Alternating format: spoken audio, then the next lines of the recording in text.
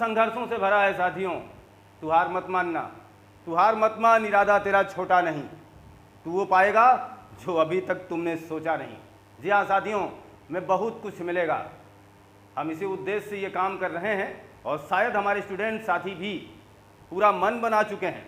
आने वाले तमाम एग्जामों में आप पार्टिसिपेट अब बेहतर ढंग से करने वाले हैं साथियों। फिलहाल तमाम सूचनाओं को मद्देनज़र रखते हुए मैं आपको ज़रूरी जानकारी प्रेषित करना चाहता हूं कि आने वाले समय में, आने वाले 1 से 2 महीने में आपके लिए वैकेंसीज आने वाली हैं और आप अपनी तैयारी को फुलफिल करें, बेहतर करने का प्रयास अभी से करें तो आपका काम बहुत ही आसान हो जाएगा। जैसे कि आपको पता है कि शिक्षक भर्ती परीक्षा आने वाली है आपके उत्तर प्रदेश में। जैसा कि आपको पता होना चाहिए, आपको विदित होना चाहिए, बहुत ही जल्द यूपीपी उत्तर प्रदेश पुलिस की भर्ती होने वाली है। फिलहाल तमाम ऐसी भर्तियां हैं जो अभी होने वाली हैं। अभी आप ये मान के चलें आपकी तैयारी बेहतर हो, इसी उद्देश्य, इसी अभिप्राय के साथ हमारे साथ जुड़े रहें। एक बहुत ही प्यारा सा मंच हम सजा चुके हैं। आप चाहें तो हमारे यूट्यूब चैनल के प्लेलिस्ट में जाकर के ऐसी तमाम तथ्यों की जानकारी हासिल कर सकते हैं। ऐसे महत्वपूर्ण सिलेबस का पूरा बंडल उठा सकते हैं आप। हिंदी जहां हम आपको पहुंचा चुके हैं, बस इतना मायने आप समझ सकते हैं कि हमारे एपिसोड आपको बहुत कुछ बताने के लिए काफ़ी है। खुद ये बयां कर रहे हैं कि हम कितनी बार मुखातिब हो रहे हैं साथियों और कितना विस्तृत पर्याय लेकर के हम आपके साथ जुड़े हुए हैं। आज आपके स्क्रीन पर साझा करेंगे छंद पार्ट 10 में, यानी एपिसोड नंबर 10वां, जहां हम बात करेंगे ओनली वन छंद, छप्पे छंद की। फिलहाल छंदों को बहुत ही बड़ा नहीं कर रहे हैं इसलिए क्योंकि आपको एक कम समय में बेहतर जानकारी मिल पाए, इसी उद्देश्य से हमारा ये फार्मूला चल रहा है अभी। तो छप्पे छंद, जिसे हम वाकई में विषम मात्रिक छंद कहते हैं। विषम मात्रिक छंद में हम 2 ही छंद पढ़ते हैं। एक तो कुंडलियाँ, जिसको पहले ही सहेज चुके हैं साथियों, कुंडलियाँ जिससे हम पहले ही रूबरू हो चुके हैं। और अब हमारे स्क्रीन पर है छप्पे। सुनिएगा एपिसोड हमसे जो रिकैप हम आपको दे रहे हैं, आप थोड़ा सा ध्यान दीजिएगा। जितने भी छंद आप पढ़ते हैं ना, सामान्यतया लगभग या हम आपसे कह दें कि 99% जगहों पर आपको 4 चरण का सामना करना होता है, यानी आपसे 4 चरण रूबरू होते हैं। फिलहाल 2 छंद ऐसे हैं जिसमें आपको 6 चरणों से मुलाकात होती है। एक है कुंडलियाँ और एक है छप्पे। कितना आसान बना रहा हूँ, देखना जरा। यानी 2 छंद ऐसे हैं जिनमें 6 चरणों से मुलाकात आपकी होगी। फिलहाल हमारा एग्जामिनर प्रारूप कई प्रकार का बनाता है, बहुत आसान सा सेटिंग है ये। अगर हम 6 चरणों की बात करें तो पहला तो माइंड सेट कर लो आप, या तो वहाँ कुंडलियाँ हैं या तो वहाँ छप्पे। दोनों में अंतर क्या है? दोनों का एक ट्रिकी बेस मैंने आपको दे भी दिया है कि कुंडलियाँ जिस शब्द से शुरुआत करता है उसी शब्द से उस अंतिम लाइन का अंत भी होता है। यानी प्रारंभ का शब्द और पंक्ति का अंतिम शब्द एक दूजे के समान हुआ करते हैं। पहली 2 पंक्ति दोहा जैसा व्यवहार करती है और अंतिम 4 पंक्ति रोला जैसा व्यवहार करती है। यानी कुंडलियाँ किससे मिलकर बना है? तो दोहा और रोला से। ऐसा प्रश्न एग्जामिनर आपसे कर सकता है साथियों। फिलहाल यहाँ जहाँ हमारी मुलाकात है आज आपके एक नए एपिसोड में, जहाँ हम छप्पे छंद की बात कर रहे हैं, विषम मात्रिक छंदों से मुलाकात कर रहे हैं, वहाँ हम आपको ये बताना चाहते हैं इस छंद में भी 6 चरण है साथियों। 6 चरणों वाला यह भी छंद है, 6 चरणों का है, परंतु यह देखिए किससे मिलकर बना है? ये रोला है और प्लस उल्लाला से मिलकर बना है।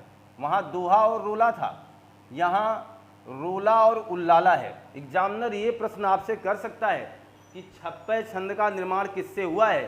दोहा प्लस रोला से, कि रोला प्लस उल्लाला से, कि रोला प्लस दोहा से?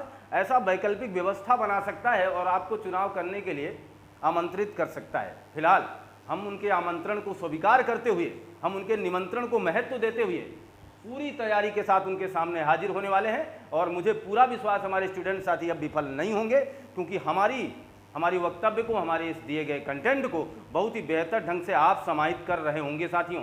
हमारी बातें हैं रोला और उल्लाला मिलकर के किसका निर्माण करते हैं? छप्पे के। और इसमें भी 6 चरणों से आपकी मुलाकात होगी। फिलहाल इसके पहला वाला एपिसोड आपसे 6 चरणों वाले छंद से आपका सामना करवा चुका है। अब हमारी बातें यहाँ होंगी, देखिएगा, रोला और उल्लाला। रोला कितने चरणों में होगा? तो प्रथम 4 चरण में साथियों, प्रथम 4 चरण रोला के होंगे और इसका मतलब हो गया अंतिम 2 चरण उल्लाला के होंगे। अगर हम रोला की बात करें दोस्तों, तो रोला का मतलब होता है कि प्रत्येक चरण में 24 मात्राएं होंगी, प्रत्येक चरण में 24 मात्राएं होंगी। इसका मतलब हुआ पहली 4 पंक्तियों में 24 मात्राएं होंगी, क्योंकि इन्होंने कहा है कि प्रथम 4 चरण रोला का होता है। क्या यहाँ तक की बातें आपको समझ में आ गई साथियों?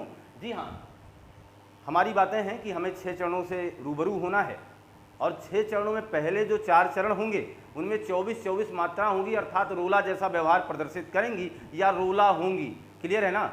लेकिन अंतिम 2 चरण ऐसा नहीं होगा। अंतिम 2 चरणों में 28 मात्राएं होंगी। फिलहाल किसी किसी उदाहरण में 26 तक भी ये मात्राएं समाहित हो जाती हैं, लेकिन आपका ज़्यादा दृष्टिकोण 28 तक बना होना चाहिए। उल लाला में प्रत्येक चरणों में आपको 28 मात्राएं मिलेंगी और इन 28 मात्राओं और 24 मात्राओं के एक समुचित संयोजन को स्थापित कर लेने के बाद दी गई 6 पंक्तियां जो हमें छप्पे छंद से रूबरू कराएंगी साथियों, हम इसके उदाहरण को आपके स्क्रीन पर साझा करना चाहते हैं। यहाँ तक की बातें फिलहाल आपको समझ में आ गई हैं और छप्पे और कुंडलियाँ में बहुत ही आसान सा अंतर हम आपको पहले ही बता चुके हैं। कुंडलियाँ जिस शब्द से शुरुआत करती है पहली पंक्ति, उसी शब्द से अंत होती है उसकी अंतिम पंक्ति की। आप इससे पहचान पाओगे आसानी से। लेकिन यहाँ देखिए, यहाँ कुछ ऐसा नहीं है। यहाँ 6 चरणों से आपकी मुलाकात होगी। देखिएगा, जिसकी रज में लोट लोट कर, बहुत ही प्यारा सा उदाहरण सजा रहे हैं साथियों। जिसकी रज में लोट लोट कर, लोट कर या लोट पोट कर बड़े हुए हैं,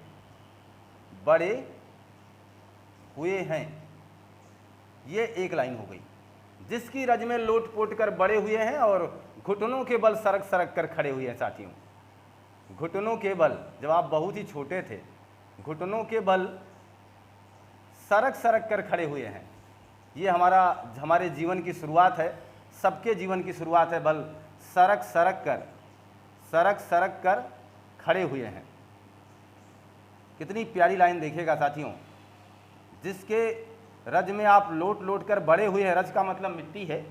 यहाँ ये देशभक्ति को प्रेरित करने वाला ये लाइनें हैं। जिसकी रज में लोट लोट कर बड़े हुए हैं और घुटनों के बल सरक सरक कर खड़े हुए हैं। ये सबके साथ हुआ है और आपकी बचपन से मुलाकात, आपको थोड़ी सी यादें दे रहा हूँ। तो जिसकी रज में लोट लोट कर बड़े हुए हैं, घुटनों के बल सरक सरक कर खड़े हुए हैं। देखिए, और अगली पंक्ति है परमहंस सम, ये है परमहंस सम बाल्यकाल में। ये थोड़ी सी लाइनें देखिएगा, कहीं अगर एक भी शब्द अगर त्रुटि बस हम गलत लिखेंगे तो इसका मतलब है कि मात्राएं असुविधा पैदा करेंगी, इसलिए हमें सोच करके लिखना है। परमहंस सम बाल्यकाल में सब सुख पावें। देखिए, बचपन में तो सबको सुख मिलता है ना, सुख पाएं, ये हो गया। परमहंस सम बाल्यकाल में सब सुख पाएं, सबको सुख मिलता है, परम आनंद बचपन में हमें प्राप्त होता है। उस पंक्ति को ये कवि कह रहा है, कहाँ पर? इसी मिट्टी में। परमहंस सम बाल्यकाल में सब सुख पाएं। अगली लाइनें हैं कि जिसके कारण, इसी मिट्टी के कारण कह रहे हैं, जिसके कारण धूल भरे हीरे कहलाएं। धूल भरे हीरे कहलाएं। जिसके कारण धूल भरे हीरे कहलाएं, ये हो गया। हम खेले कूदें, ये 5वीं पंक्ति है साथियों। हम खेले कूदें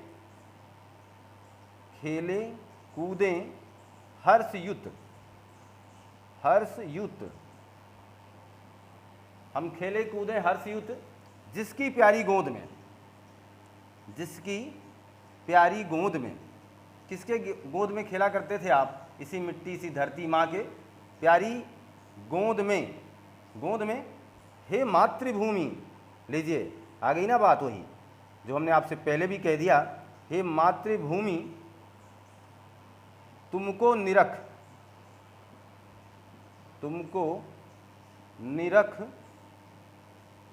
यानी तुमको निरख देख करके मग्न क्यों ना हो